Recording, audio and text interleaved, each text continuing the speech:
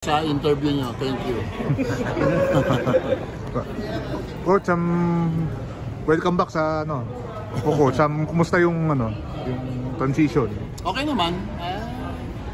Hindi naman not a big not a big transition or big change naman because I've been assistant for quite some time after my last head coaching in TNT. So okay naman. Siyempre, the only difference is now you're making the decisions. So, but in terms of game feel, nandyan pa rin naman yung game feel. Your assessment of your team? We can only make a better assessment the more we scrimmage.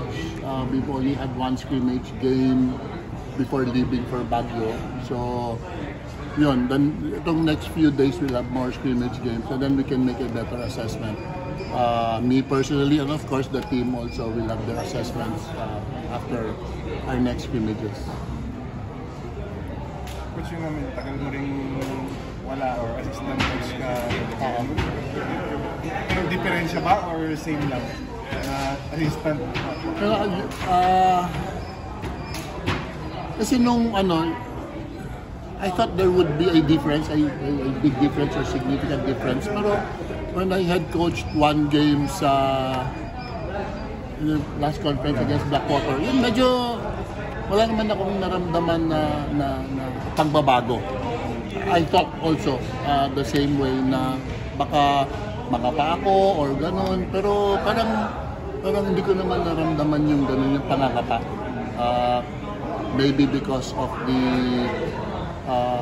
being assistant sa Gilas, so and also to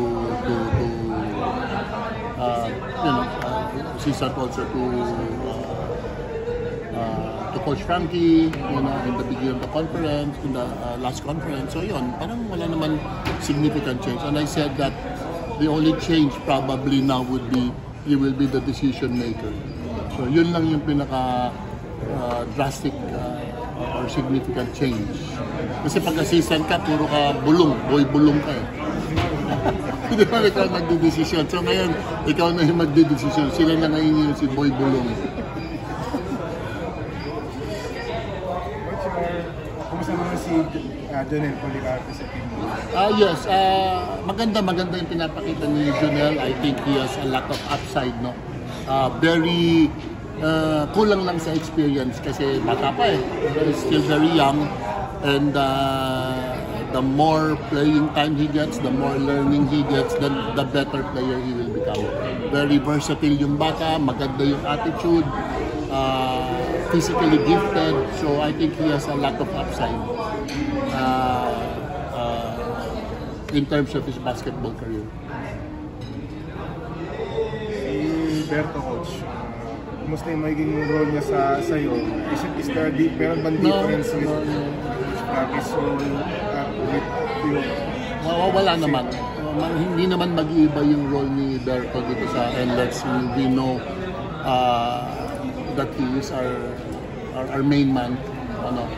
Yun. And then he will how do you say, be the focal point, of course, of the team. You'll have, all the teams have their own focal points in offense. So, and he will be one of them.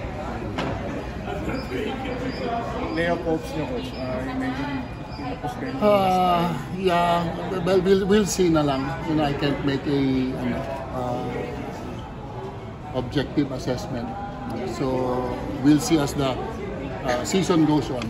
And how good we are and how good we can be.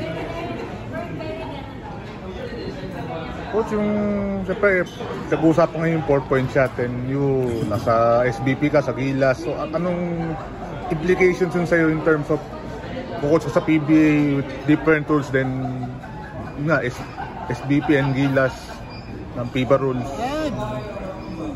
Well, I can only say na hindi naman talaga hahanapin yung hindi naman ako opinion ko ito. Hindi naman hahanapin yung 4 points. Maybe maybe end of quarter or maybe end of puro end. Pero to look for it as a focal point in your offense. Baka hindi naman. Pero, maganda rin because, for example, you are down 3, you have a chance to win, or you are down 4, you have a chance to tie. So, but I don't think it will be part of your not yet until parang 3 points yan when the 3-point became